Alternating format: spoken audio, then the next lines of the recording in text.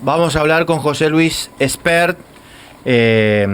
Ustedes ya lo conocen a José Luis, no, o sea, huelgan las palabras a la hora de la presentación.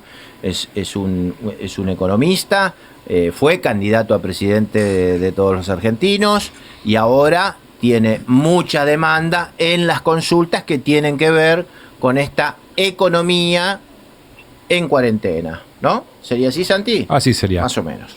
Bueno, José Luis, bienvenido, buen día. Lorena Ortiz, Santiago Montórfano y Alejandro López lo saludan. ¿Cómo está? Hola, ¿qué tal? Buen día. ¿Cómo está, José Luis? Muy bien, gracias a Dios. Buen día, chicos. ¿Cómo se arrancan? ¿Cómo son los arranques de cada día en cuarentena de José Luis Espert? Bueno, atendiendo muchas radios, la mañana por lo menos en promedio te diría a la mañana 2 y a la tarde otras 2 y a veces hasta 3 también. Así que un promedio de 3, 4, 5 radios por medio por día. Y después, bueno, ya estamos muy abocados a la campaña política del año que viene. El año que viene hay elecciones legislativas, es una elección muy local. Muy local en el sentido de competencia dentro del distrito en el cual uno reside, ¿no? No es una campaña presidencial que es en todo el país. Claro. Así que estamos haciendo toda la política posible dentro de los límites que implica la cuarentena, ¿no? O sea, sin el traslado físico a los lugares donde uno quiere dialogar con la gente que es tan crítico en campaña. Así que lo estamos sustituyendo de manera muy imperfecta, obviamente, con Zoom, Skype, etcétera. Bien. ¿Y qué es lo que en estos contactos que tiene usted con los distintos colegas y radios de distintos puntos del país, qué es lo que usted nota? ¿Cuáles son las mayores preocupaciones que nosotros le trasladamos a usted en estas charlas? Bueno, las preguntas son, a ver, como economista le diría sobre el default de la deuda, cómo es la salida económica de la cuarentena, dónde vamos económicamente. Bueno, como político, las preguntas es qué tipo de preocupaciones institucionales tengo, son muchas.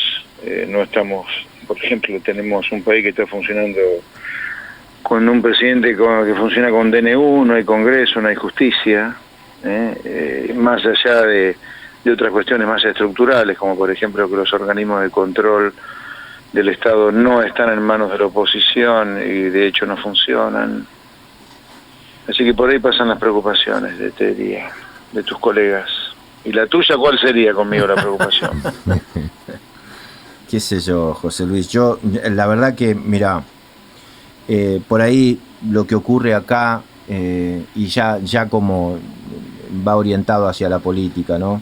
Lo que ocurre acá poco moviliza en las grandes urbes, y más allí en Buenos Aires, que es en donde se centraliza el poder, ¿no? Ayer, por ejemplo, falleció aquí una niñita de 11 años, una familia, se le incendió la casa por falta de, o sea, no tienen la calefacción, aunque no lo puedas creer, estamos a 200 kilómetros de Vaca Muerta y aquí todavía hay barrios sin red de gas. Entonces esta familia se calefaccionaba con estufas a garrafa. Una bomba son. Y bueno, entonces hubo como una contraexplosión, se incendió la casa, salieron el padre y 3 chiquitos, 3 niñitos, y la niña de 11 años quedó atrapada por el fuego. Hicieron todos los esfuerzos para sacarla, no pudieron. Y bueno, hoy la preocupación aquí es esa, digamos, cómo hacer, José Luis, para que los que menos tienen comiencen a tener un poco más a partir de todo esto que nos está ocurriendo. Mira, el primer paso para eso es que cada vez haya menos gente que menos tenga, o sea que haya cada vez menos gente pobre. Y para eso yo te diría, para eso y para los que menos tienen hoy tengan cada vez más, y para que se quiebren y se frustran tantos sueños de comerciantes, industriales, jóvenes que quieren estudiar, autónomos que trabajan. Yo diría que hacer otra cosa, hay que cambiar un sistema en Argentina. Lo que funciona mal en Argentina es el sistema, no son las caras que te gobiernan. Las caras que te gobiernan, como van cambiando, como Claro. corresponde a una democracia, como hay alternancia, pero son las mismas caras del sistema. No, son distintas caras del sistema, perdón. El sistema es el mismo, es un sistema que produce pobres, destruye sueños, funde empresas, frustra a estudiantes. Es un sistema, yo lo escribí eso en mis libros. Y el año pasado, bueno, obviamente la elección fue muy polarizada, lo cual hubo en realidad un balotaje. En la primera vuelta fue un balotaje con 4 invitados, te diría, ¿no? El balotaje fue entre Fernández y Macri, pero son dos caras diferentes del mismo sistema, te repito. Hay que cambiar un sistema. Digamos, ahí hay un medio vaso vacío y medio vaso lleno. El medio vaso vacío es que Argentina demuestra, a pesar de lo mal que le va hace ya casi un siglo con este sistema, que le cuesta salirse, le cuesta... Parece hasta casi un enfermo drogadicto, ¿viste? Que le cuesta salir de algo que le hace mal, pero le cuesta salir. Ese es el medio vaso vacío. El medio vaso lleno es que el nuevo sistema, el que habría que aplicar en Argentina para que los jóvenes no se frustren y no se quieran ir del país, que los comerciantes no se fundan, que el asalariado pueda comprarse una casita y que después no termine entregando la casita al banco porque no la puede pagar, repito, que el industrial no desaparezca. Hay que hacer lo que hacen los países a los cuales les va bien. Y te diría que los ejemplos de países que hacen cosas que le hacen bien a la gente que habita dentro del país, están cada vez más cerca, ¿viste? Hace 50 años tenías que irte a Australia, a Nueva Zelanda. Supongamos que Estados Unidos y Europa es un partido que tenemos perdido, y que los ejemplos ya sean otros. Bueno, Australia, Nueva Zelanda, Canadá, pero ahora, en las últimas décadas ya... Los ejemplos que podríamos imitar, que no entiendo por qué no copiamos un poco, están cada vez más cerca. Chile, Uruguay últimamente, viste, es un ejemplo cómo han manejado la cuarentena o la pandemia. Así que, viste, cada vez como que tenemos menos excusas para no cambiar y hacer algo diferente que le haga bien a la gente. Ahora, es un cambio de sistema, ¿no? Un sistema que tire a la basura el proteccionismo industrial para desarrollar una industria. Se puede desarrollar una industria que cobre precios razonables a la gente de lo que produce con una apertura de la economía bien hecha. Este tamaño del Estado genera una cantidad de impuestos y un nivel de presión impositiva que funde a la gente de trabajo, la funde directamente. Y en tercer lugar, hay que tener una legislación laboral que sea amigable con el empleo. Esta legislación laboral nuestra, que no me pongo a juzgar, ni me importa juzgarla como fue hace 70 años cuando Perón incorporó a nuestras leyes laborales la Carta del Laburo de Mussolini. A lo mejor era razonable en ese momento, era la moda en algunos países del mundo, pero hoy ya son leyes laborales que no sirven para nada. Han generado 5 millones de trabajadores trabajando en negro. Un trabajador en negro es un trabajador sin obra social, sin medicina, sin jubilación, sin aguinaldo, sin nada, no tiene ningún derecho ese trabajador. Entonces, por una cuestión práctica ya, ni siquiera es ideológica, deberíamos hacer cambios que nos cuestan mucho hacer porque estamos medio enfermos, como los drogadictos, pero que son cambios que ya cada vez, viste, se discuten menos en el mundo por dónde va la solución a decadencias como la Argentina, ¿no? La discusión en el primer mundo son otras discusiones, obviamente, pero la discusión nuestra es una discusión de sentido común, ya ni siquiera hace falta rotularla ni como liberal, ni como de izquierda, ni como keynesiana, ni como antiperonista. Son cosas mínimas que tenés que hacer para cortar una decadencia que yo no sé cómo no nos asusta ya, ¿viste?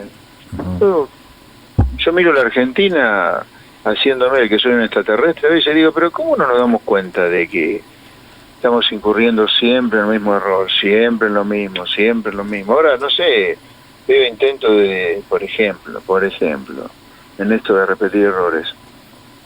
Se están discutiendo poner un impuesto a los ricos, Hay municipios acá en el conurbano que están subiendo la tasa de seguridad e higiene con el argumento de que los bancos ganaron plata. Una tasa es una tasa, no tiene que ver con la ganancia de un tercero. Entonces es un impuesto. Si fuera un impuesto, la ganancia de los bancos están grabadas por ganancias. Entonces, todo un disparate fenomenal, ¿viste?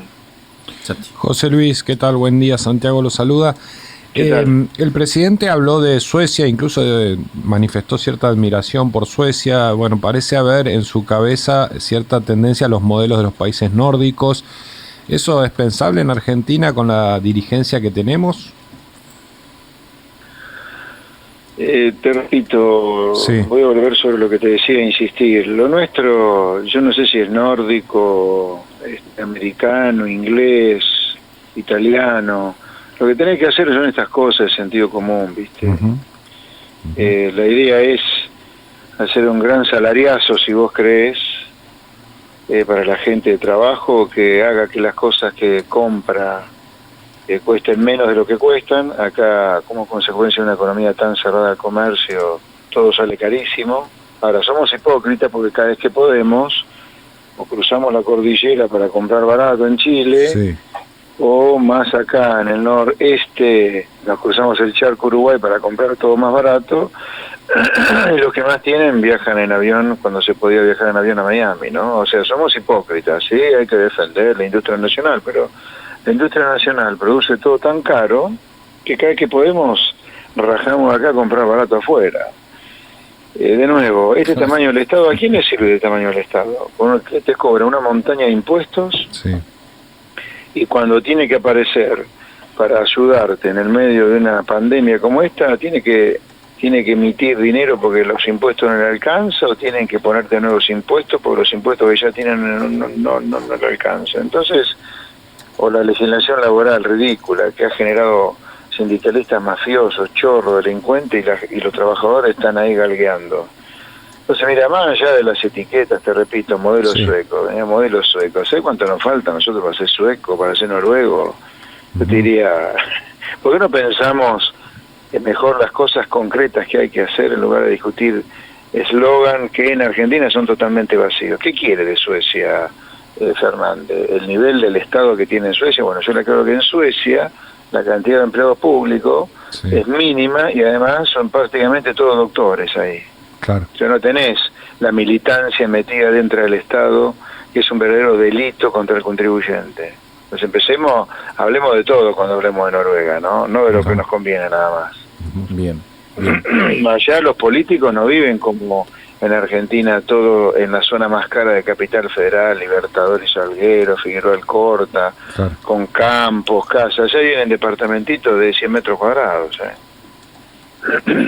José Luis, ¿qué nos va a dejar el coronavirus en lo económico? Mira, en lo económico, estrictamente en lo económico, Argentina va a una desestabilización macroeconómica gigantesca.